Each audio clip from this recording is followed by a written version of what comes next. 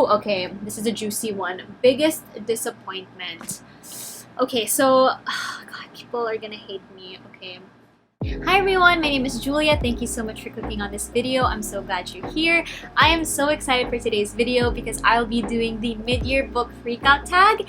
And for those of you who aren't familiar with what the mid-year book freakout tag is, it's essentially a tag where booktubers and other content creators answer a list of questions pertaining to the books that they've read so far this year. So from January to June of 2021, or any year basically, content creators and other booktubers answer a list of questions that are provided. So I'll be leaving the questions down below if you guys are interested in doing this yourself. I love watching these kinds of videos and I love listening to the different answers that people have. It's so nice to see the variety of books that people have read so far and their thoughts on each book. I don't know about you, but I'm pretty like Snoopy.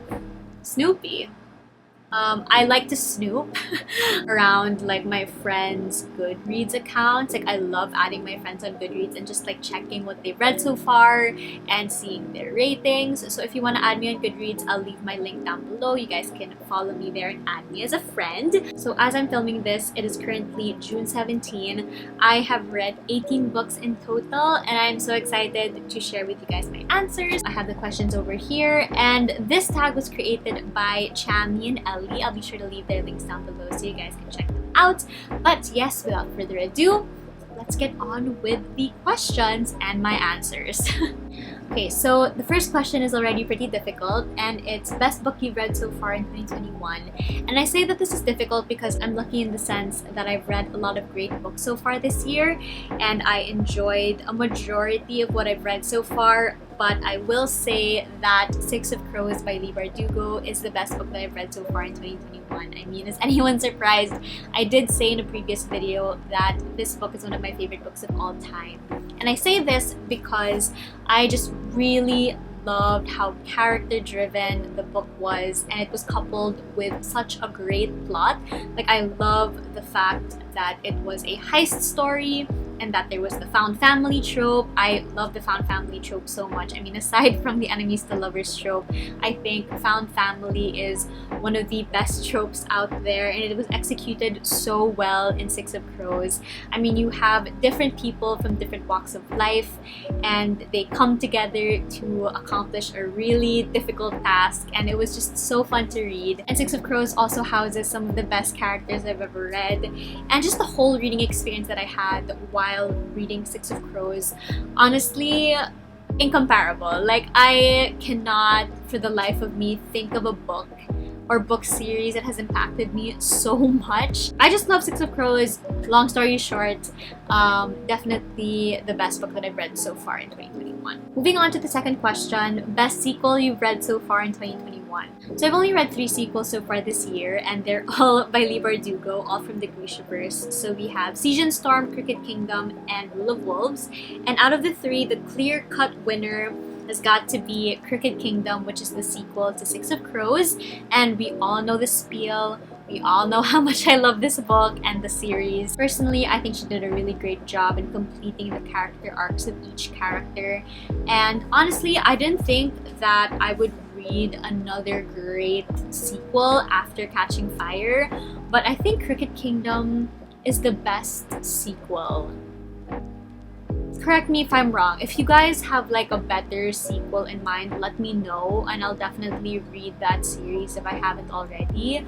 But for me, Cricket Kingdom has got to be the best sequel ever. Like the chokehold that this book series has on me and the impact of Cricket Kingdom on my life is just wow. Moving on to question number 3, a new release you haven't read yet but want to.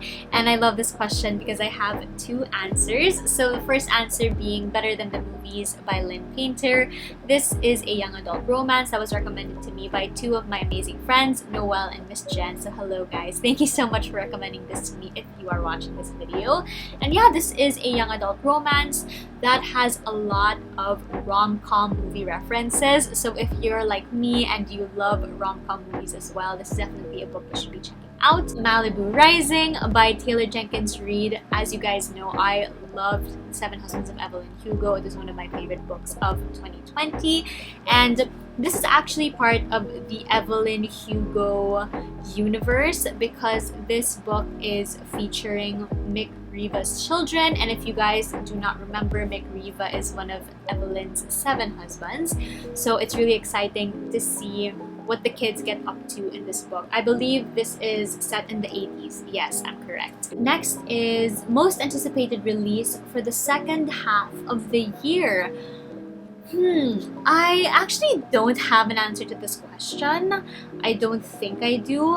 My most anticipated releases actually all released in the first half of 2021, so I don't have an answer to this, I'm afraid. What am I anticipating? What am I excited for? I am not particularly looking forward to anything. Well, okay, I think this was released, I believe, last year or the year before, but the Inheritance games in paperback, that's what I'm looking forward to the most. I am a paperback girl. I don't think I've shared this before, but yeah, I actually prefer paperback to hardcover. I've been wanting to read the Inheritance games for a while now, but I am not a fan of hardbound books. So I know that they're great for like longevity reasons, but for me personally, I love a good paperback. Actually, now that I'm looking at it, Sally Rooney's new book, Beautiful World, Where Are You, is probably going to be my anticipated release for the second half of 2020. I read Normal People last year. It was a great book. Like, I can't deny the writing is beautiful, the story is interesting, but I am so sorry. Like, it's not 100% the book for me. Like, I would say it's 90% my kind of book. I'm sorry, Uncarly. Don't look at me, girl. Oh my gosh. I'm gonna give Sally Rooney another try with Beautiful World, Where Are You? So I'm definitely looking forward to that. Ooh, okay. This is a juicy one. Biggest disappointment. Okay, so, God, people are gonna hate me. Okay. I am so sorry in advance. Aside from Ruin and Rising, which we all know I did not enjoy, this is a book that, like I said in a previous video, ruined my life and rose my blood pressure for a multitude of reasons. The main thing being the ending and the very anticlimactic plot twist or plot reveal. Like, it was so underwhelming, and the ending sucked, and justice for Alina Starkov. That's all I'm gonna say. So yes, this was a big disappointment. So the second answer that I have, I am so sorry to the people that love this book. Honestly, the disappointment is my fault. Like, I shouldn't have overhyped this book in my head. I should have entered reading this book with a clean slate, zero preconceived notions, and I honestly would have loved it a lot more. Again, this book wasn't 100% up my street, but I do understand why people love this book, but I also understand why people wouldn't. And gosh, I'm looking at the cover right now. It's absolutely gorgeous. But yeah, that book is Lovers and Writers by Lily King. I am so sorry. Please look away if you love this book. I apologize profusely. I wanted to love this book so much. Like, I'm telling you, I desperately wanted to love this book as much as my friends did, as much as other people did, but I just didn't fully connect with the characters, with the story. It was just very detached reading for me, and I am so sorry. I wish I loved this more, but yeah, it was a bit disappointing for me, and honestly, it's my fault. I overhyped it in my head, and yeah. Okay, moving on to question number 6. Biggest surprise. Okay, so I have 2 answers to this question. The first one being, objectively speaking, and just the writing in general knocked me out. I was so surprised at how the 2 authors were able to say I love you in multiple ways, and I think it's so creative, and the writing is just so intense that you really need to read this book slowly in order for you to fully immerse yourself in the world and in the writing. And that book is This Is How You Lose the Time War by Amal El-Mohtar and Max Gladstone, and I genuinely love this book. I think the writing is absolutely sublime. I think that both authors did such an amazing job at crafting the various worlds that our main characters find themselves in. The plot itself is so intense. We have two agents who are part of warring factions, and they're basically racing against each other to better the other in this time war, as the title suggests. And it's so intense, so imaginative, and so creative. So yeah, I was pleasantly surprised by how much I enjoyed This Is How You Lose the Time War by Max Gladstone and Amal El-Mohtar. So my second answer to this question is surprising in the same way that it is a genre that I never gravitate towards. I am a fiction girl through and through. I love a good fiction book, so I have never really, reached for a nonfiction book in the past, specifically memoirs. But honestly, if it weren't for Six of Crows, this would be the best book that I've read so far in 2021.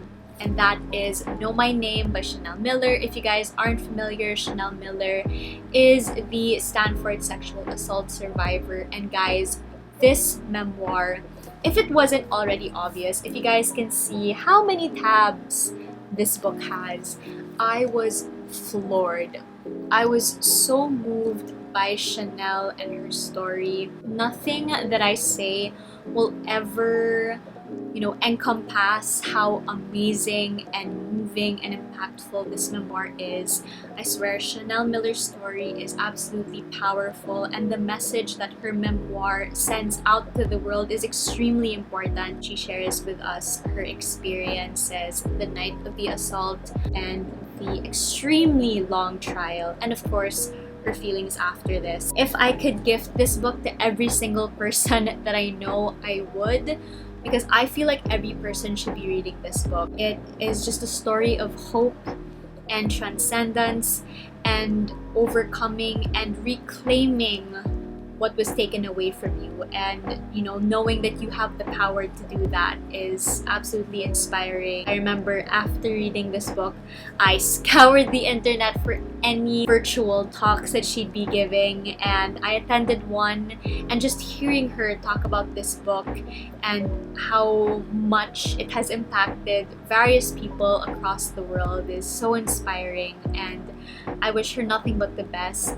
And just seeing her living such a full and beautiful life, a life that she fought so hard for, is so inspiring. And I don't know, this book really surprised me because I don't gravitate towards memoirs, but after this book, I am definitely going to be picking up more memoirs in the future, and I will be sure to share those with you guys if ever I come across another great memoir. Next question is favorite new author, debut or new to you? So it's no surprise that the first half of my 2021 was dedicated to Miss Leigh Bardugo. I mean, I inhaled 7 of her Grishaverse books in the span of 2 to 3 months, give or take.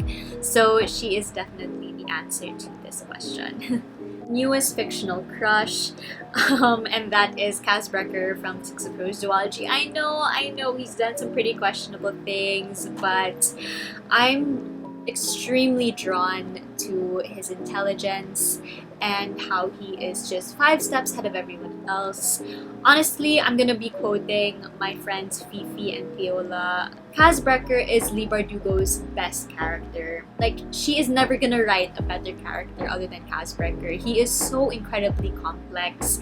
I haven't read a complex character like him since Evelyn Hugo, and he's just so amazing. He's so talented, he is so intelligent, and he is also fiercely loyal to the people that he cares about, and he always looks out for the people that he cares about, and I think that's really admirable. Underneath all the darkness and the brooding. I think he is one of the best characters of all time, and I am so drawn and in love with him, and I will do anything for the Bastard of the Barrel, basically. Follow-up crushes would be Nikolai Lantsov from the Grisha trilogy / Nikolai duology. I just love characters like him. He honestly reminds me of Inigo Dare from the Hunger Games trilogy. He is extremely confident and loves his country. He is very driven and motivated and ambitious, which I love. Another fictional character that I developed a crush on would be Dominic Yun from The X-Talk by Rachel Lynn Solomon. Again, another intelligent character who is extremely witty. So a common denominator among my fictional crushes would be that they're extremely intelligent, that they are witty, that they are confident in their own way, and that they are very driven and ambitious. And you know what? I love that for me. Newest favorite character. Okay, so obviously apart from Kaz Brekker and the rest of the crows, Zoya, especially in King of Scars and Rule of Wolves, newfound favorite. Honestly, and don't hate me, I wasn't 100% into Zoya in the Grisha trilogy. There was something a bit off about her, but my goodness, she bloomed in King of Scars, especially in Rule of Wolves. I think she really came into her own and we got to know her a lot more. She is extremely powerful, and you know me, I love strong, independent, and driven female characters in books. I think it's so important for young girls and girls my age to be reading about strong, independent women. I think Zoya is such an amazing example of character growth and just female strength, and I love that for her, and that's why she is my newest favorite fictional character. Next question, a book that made you cry. Song of Achilles by Madeline Miller. Need I say more? I've already shared this with you guys in my recent reads video. I was wailing in my room. That's how bad it was.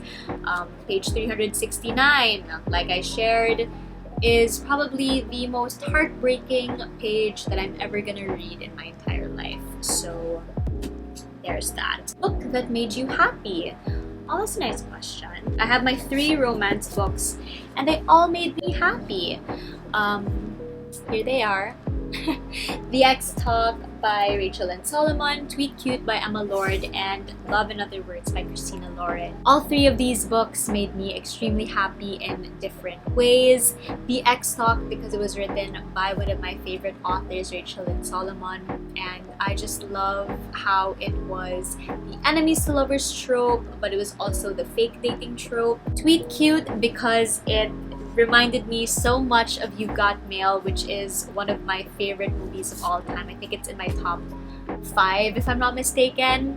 And Emma Lord's writing is so good. Like, she's so in tune with pop culture, and there were so many Taylor Swift references, and I really enjoyed that, and I cannot wait for her 2022 book, where it's like a gender-swapped version of Mamma Mia. I am so excited for that. So yeah, Tweet Cute definitely made me happy. And then for Love in Other Words, like I mentioned in my previous video, it is a childhood friends to lovers trope book, but with that added layer of it being a second chance romance. And I was so kilig. Like, I cannot explain how many times I audibly gasped and just was so shocked at how intense these 2 characters were and how forward they were with their feelings. And you know, as a romance lover, that made me so incredibly happy. So yeah, I would say those 3 books really put a smile on my face. So we're down to our last 2 questions. Most beautiful book you've bought so far this year or received? Okay, so I actually picked out 3 books. The first book that I'm gonna share with you is this version of Misery by Stephen King, and just look at it. I think it's so pretty. I don't know, it looks a bit vintage, like it has that vintage feel, and I love the colors that were used in the cover. So we've got like the green and the white and the red. I don't know, like, oh wow, those are just like the Christmas colors.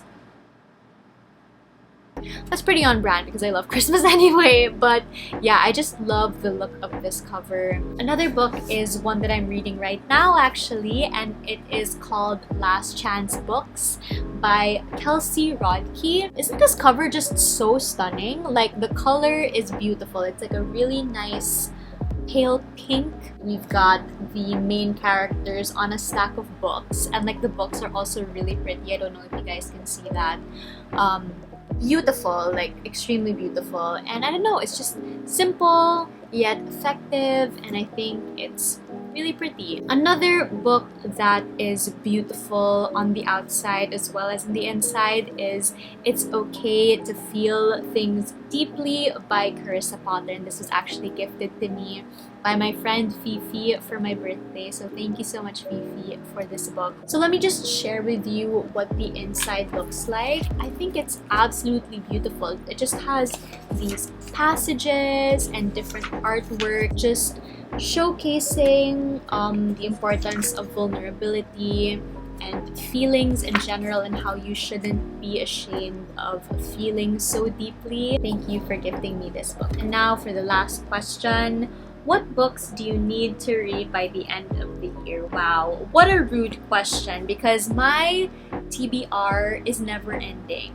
Like, I'm just constantly adding books to my shelf, and I've yet to read the other books that I've bought previously. Like, it's honestly getting so out of hand. Like, I need to be stopped, but no one's stopping me, so I'm just buying books anyway. So, off the top of my head, Ninth House by Lee Bardugo, Vanishing Half by Britt Bennett, Anxious People by Friedrich Bachmann, Norwegian Wood by Haruki Murakami, The Atlas 6 by Olivia Blake, Can You Keep a Secret by Sophie Kinsella, and The Ride of a Lifetime by Robert Iger. But yeah, that's it for my mid-year book freakout tag. I hope you guys enjoyed this video. If you liked it, please hit the like button down below and subscribe if you haven't already. Also, you can hit that notification bell button down below to get notified whenever I post a new video. Also, I want to say that I have an uploading schedule. Wow, who is she? So I will be posting videos every other Sunday, or at least will try to. I just want to be able to create fun and interesting content for you guys. But if there's any specific video that you want to see from me, please be sure to let me know in the comments down below, or you can DM me on Instagram. My Instagram is also linked down below together with my Goodreads account. So before I end this video, I would like to tag Fifi Santelices, also known as Isla Girl here on YouTube, as well as Theola Destura, who runs the Crybaby Bookclub podcast, to answer this tag. I'll be sure to leave their links down below for you guys to check them out. Thank you so much for watching this video. Take care, stay safe, and I'll see you in my next one. Bye!